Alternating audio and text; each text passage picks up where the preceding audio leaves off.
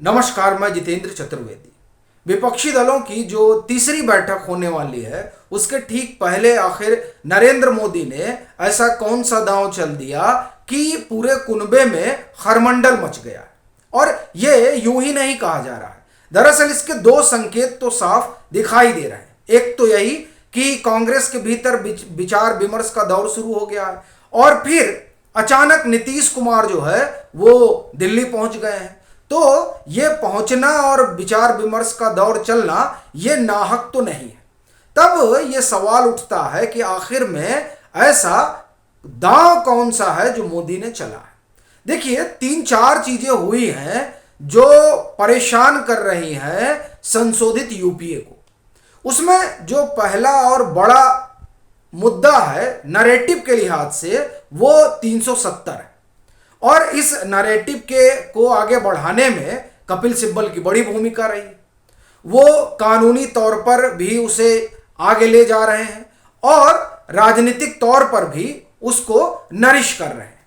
और कुछ इसी तरह की भूमिका जो है वो फारूक अब्दुल्ला की भी है और महबूबा मुफ्ती की भी है। हालांकि एनसी नेशनल कॉन्फ्रेंस और पीडीपी इनकी पूरी राजनीति ही अनुच्छेद 370 के इर्द गिर्द ही घूमती है।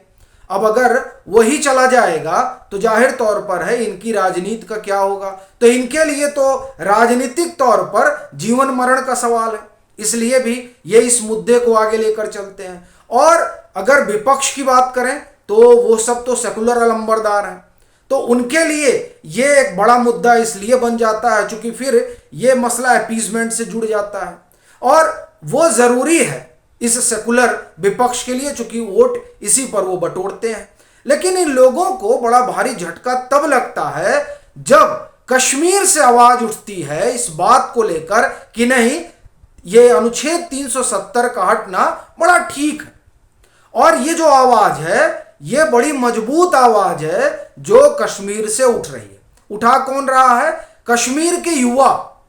वो इस बात की तस्दीक कर रहे हैं कि नरेंद्र मोदी की सरकार ने जो ये 370 हटाया वो दरअसल ठीक ही रहा। उसकी वजह से कश्मीर में जो विकास की गाड़ी है वो बड़ी तेजी से दौड़ रही है। और ये जो मैं आपको कह रहा हूं ये ऐसा नहीं है कि कुछ हवा में बात कही गई है, खबर आपको सुनाता हूं। और कहने वाले कौन है, वाली कौन है? एक तो शाह फैजल और दूसरी है शहला रशीद। शहला रशीद वही है जिन लोगों ने अनुच्छेद 370 के हटाए जाने को सुप्रीम कोर्ट में चुनौती दी थी। और वैसे भी शहला रशीद तो आप ये कहें कि उनका अपना धारा ही वामपंथ माना जाता है, और वो उन लोगों में शुमार रही जो धारा 370 के हटाए जाने के मुखर विरोधी रहे। वो क्या कह रही हैं? वो कह रही हैं कि मोदी सरकार के नेतृत्व में कश्मीर के हालात सुधरे हैं और लोगों की जिंदगियां बन रही हैं। शहला ने हिजबुल आतंकवादी के भाई रहीश मट्टू का एक वीडियो शेयर करते हुए ये बातें कही। रहीश मट्टू ने, सुनिए, स्वतंत्रता दिवस से पहले जम्मू कश्मीर के शोपोर में अपने घर पर राष्ट्रीय ध्वज फहराया था। मट्टू ने दावा किया था कि उन्होंने बिना किसी के दबाव में तिरंगा लहराया है। और रईस मट्टू का वीडियो शेयर करते हुए शहला रशीद शोरा ने लिखा, इसे स्वीकार करना ही भले ही असुविधाजनक लग रहा हो, लेकिन नरेंद्र मोदी सरकार और एलजी प्रशासन के तहत कश्मीर में मानवाधिकार रिकॉर्ड में सुधार हुआ है।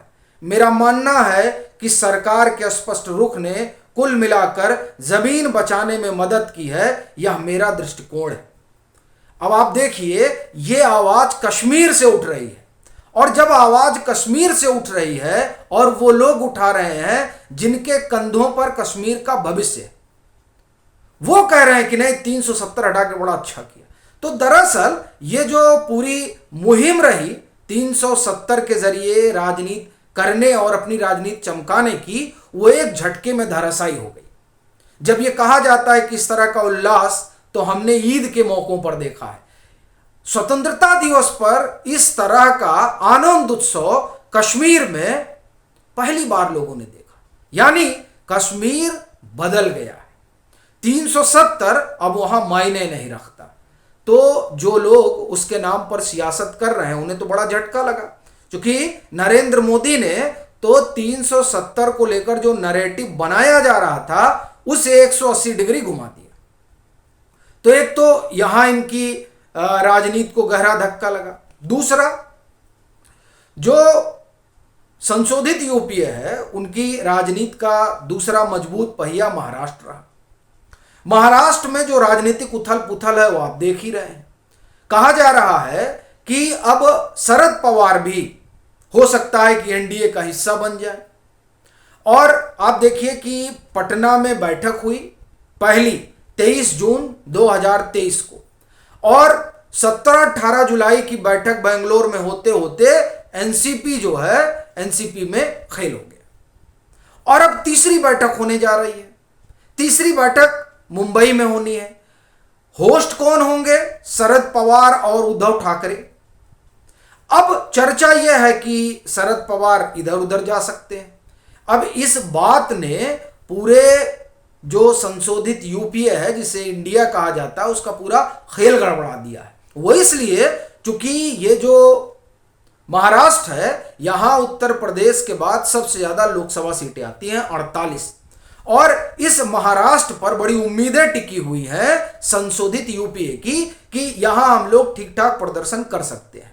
लेकिन जिस तरीके से शरद पवार का रुख दिखाई दे रहा है और तमाम चर्चाएं हो रही हैं, वो जिस तरह से अपने भतीजे से मिल रहे हैं और जिस तरह से उन्होंने जब जो पुणे में कार्यक्रम था लोकमान्य तिलक पुरस्कार समारोह वाला, जिसमें वो जब प्रधानमंत्री से मिलते हैं तो वो मुलाकात इतनी सहज और नैसर्गिक दिखाई देती है कि मानो कुछ एनसीपी में हुआ ही नहीं है, और तभी से अटकलें तेज हो गई थी। और अब तो कहा जा रहा है कि मंत्री पद के लिए भी ऑफर वगैरह दिया, इस तरह की खबर है। लेकिन जो भी हो, शरद पवार को लेकर इस तरह की बात होना, यानी ये जो संशोधित यूपीए खड़ा हुआ है नरेंद्र मोदी से 2024 में दो हाथ करने के लिए, उसके लिए बड़ा झटका है। और ये झटका ही है कि पूरे महाराष्ट्र की सियासत बदल जाएगी जो भी बची कुची है। क्योंकि एनसीपी का एक धड़ा तो चला ही गया है, शिवसेना का एक धड़ा टूटकर चला ही गया है। ऐसी परिस्थिति में वहां कांग्रेस के लिए, या हम कहें कि जो महाविकास अघाड़ी बनी हुई है उसके लिए कुछ बचेगा ये कह पाना बड़ा मुश्किल है। और इसीलिए सबके कान खड़े हो गए कि साहब महाराष्ट्र में क्या होने जा रहा है। अब जो तीसरा पाया इसमें है इनके अभियान में, और लोकसभा सीट के नजरिए से देखें तो वैसे तो पश्चिम बंगाल है तीसरे नंबर पर, लेकिन बिहार की बात करना बड़ा जरूरी है, क्योंकि बिहार से ही प्रयोग शुरू हुआ था भाजपा को हटाने का। लेकिन बिहार में ही खेल गड़बड़ा रहा है। देखिए, जदयू कमजोर हो रही है। एक दूसरा कोहरी और कुर्मी का जो कॉम्बिनेशन है वो बिगड़ सकता है।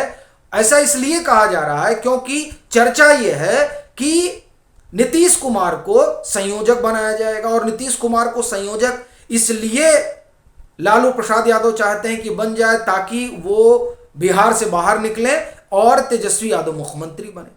अब तेजस्वी यादव मुख्यमंत्री बनेंगे, वैसे ही वो समूह जो नीतीश की अगुवाई में लामबंद हुआ था राजद के खिलाफ, वो वहां से बिखर जाएगा। और वो बिखरेगा तो जाहिर तौर पर उससे भाजपा को ही फायदा होगा। और फिर आप देखिए कि वहां चिराग पासवान अब एनडीए का हिस्सा हो ही गए हैं, जिन्हें नरेंद्र मोदी का हनुमान कहा जाता है। जीतन राम मांझी आ ही गए हैं, उपेंद्र कुशवाहा निकल ही चुके हैं, जदयू के तमाम नेता जो है दामन छोड़कर आ ही रहे हैं। और ये जो संयोजक बनने वाली परिस्थिति है ये और संभावना बिगाड़ेगी। और बड़ी चीज ये रही कि ये जो एका दिखाने की कोशिश हुई थी उसको तो सबसे बड़ा धक्का तब लगा जब दिल्ली से वह विधेयक राज्यसभा में बड़े अंतर से पूरा विपक्ष जो हार गया। 108 वोट इनके पास थे, वो भी नहीं मिले, उसमें भी 6 कम हो गया।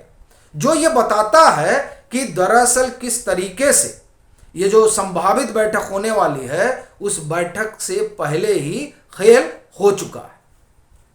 आपकी अपनी क्या राय है जरूर साझा करें। मतांतर से नहीं जुड़े हैं तो जुड़े, वीडियो को लाइक करें और खूब शेयर करें।